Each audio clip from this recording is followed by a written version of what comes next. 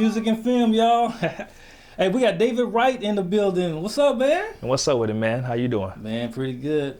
Man, we're going to start it off with congratulations on your victory win, man. Your first MMA fight was an amateur fight, right? It was an amateur fight, for sure. Okay, man, congratulations, man. I seen it. We're going to get into that a little bit later, but I like to start it off, man, in the beginning, man. So let's talk with your childhood, man. So where'd you grow up, man? Did you grow up with both parents in a home? Or, tell me about your childhood, man. I mean, first of all, I mean, it's 9 kids. It's 9 kids. Okay.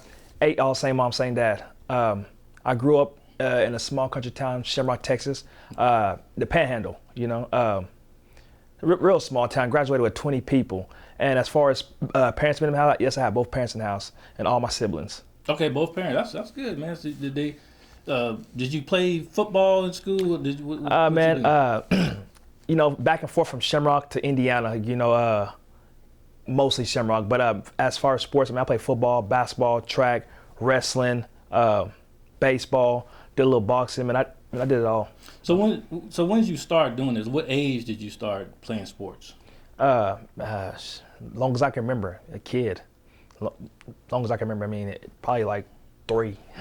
So who got you into sport? Obviously, your parents had to. Yeah, my parents went into sports. My daddy is probably my biggest, when I say supporter, as in my biggest influence in the sports game. He played sports. He went to college, Prairie A&M University, and played sports. Walked on as a freshman and played. So I mean, I guess you could say my daddy is the guy that, you know, got me all the way into sports. And from there, I fell in love. Okay, you know, sport. Okay. Now, you know what? I've been knowing you for a while, man. I've been about 4 or 5 years, man. And I'm gonna tell y'all how I met David, man. We used to work together at 7-Eleven, man, and he was the night shift clerk. You worked overnight, and I worked like the mid shift. Yeah. And then we used to hang out, man. But it was some people, you know, it was in the hood area, and people like to talk noise all the time, you know, come in and talk noise. And David, man, he'll jump over the counter and start whooping people, man. I look up and I'm like, where David at? He up there outside beat somebody up, man. I was like, what the heck? Man. I had to break it up a couple times, man. I was like, man, so what happened, man? Is people your anger? I mean, it wasn't that I had anger issues and anything like that. It's just, man, I was young, and people, you know, would think since he's working, he's not about that life. But I was. I mean, obviously I didn't want to lose my job, but you wasn't at the moment. At that time, you wasn't about to come in there and just talk to me how you wanted to, right. Threaten me, and then you get away with that, you know, go get your little homies. No. So, I mean, I would go out there and I would show them, this is what I do. This is what I like to do. And yeah, man, I was like, man, it was crazy, man. It was crazy. Time, you man. Working there too, man. It was crazy. It was like, crazy. Man, where David? He up there five. Like, man, I remember I had to tell you, like, hey, hold my watch real fast. You're like, what? Hold your watch. I'm like, yeah, bro, I'll be right back. Man.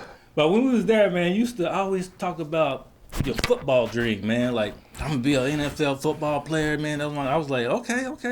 So what happened to that dream, man? Sorry to cut you off, but man, prior to that dream, you know what I'm saying? It was, I wouldn't say cut short. It was just, I always knew. I mean, I never thought about the MMA career. I always thought about playing basketball, football, and NFL, NBA. I got out of high school.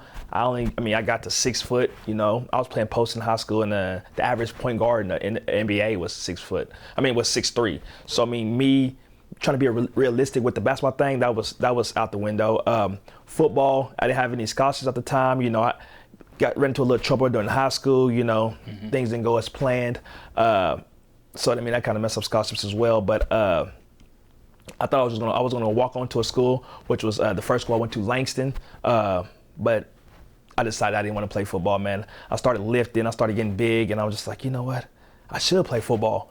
But I ended up going to try for the basketball team, and I went out to try for them, and they started fighting and arguing, and that was cut short. So I was just like, man, let me walk onto the football team. At that moment, I had realized I didn't even want to play for Langston. I wanted to go to UCO, and I went to UCO, and they were looking for linemen, and I was just like, man, you know what? I'm gonna do what I always knew I wanted to do. You know, I always had in the back of my head, I could fight. I knew I can go far in that position. It's not a team thing. It is a team thing, but it's not a team thing, if you know what I'm saying. Like, no blaming it on this person, no blaming it on that person. If you lose because you didn't put enough work in. And I knew couldn't nobody outwork me. So that was ideal for me. Let's go into the MMA. Okay. So you mentioned what school?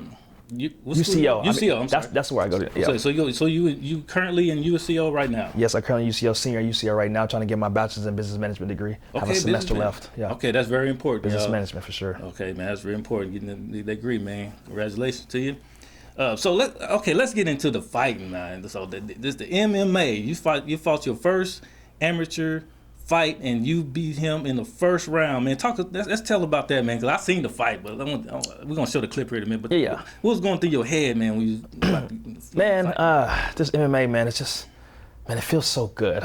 I mean, I started competing jiu-jitsu tournaments. I wrestled for the #1 country team in the country, D2, which is UCO. I didn't start anything like that, but I mean, just wrestling with those boys, you know, I knew I had something, you know, and then just competing and winning and that nervousness is just, I mean, it's exciting. But anyways, back to that fight, what was going through my head? I mean, man, I knew 100%. I knew I was gonna knock this guy out. I plan on knocking everybody out. Okay. You know, that's what I'm talking about. I'm an all-around guy. I mean, I can wrestle. I can do jiu-jitsu. I mean, I train under Professor Lovato. Obviously, he's one of the best in the world in any parts of the aspects of the MMA world. Known mostly for his jiu-jitsu. But going through my head, man, when I knocked him out, just that feeling, man, it was excitement. I always told myself, you know, this is how excited I was. I told myself I would never ever jump up on the cage after I won a fight, and after I knocked him out, that was the first thing I did. Would jump up on the cage and yell, "I'm the best," and spit on everybody. Man, you know what? What we're gonna do right now? We're gonna go to that clip. We're gonna go to that fight where everybody can see it, man. Y'all check it out.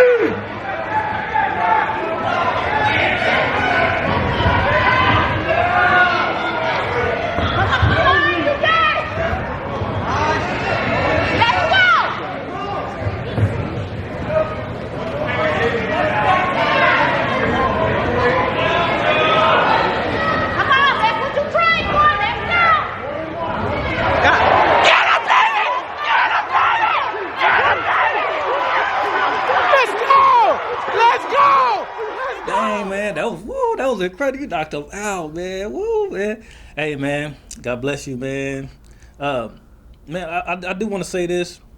It's very important that people learn how to fight, man, because it can really get you out of situations, you know, and working out and just learn little techniques here and there, man, because I shadow box myself and I got into a situation and actually shadow boxing and just working out, man, give you that confidence. So it's really important.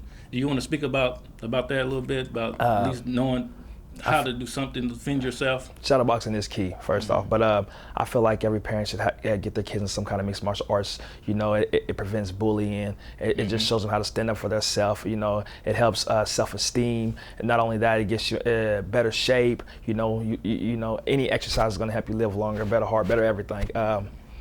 But yeah, man, staying active is definitely key. Man, I appreciate you, man. You coming through, man. Anything you like to add, man? Any shout outs?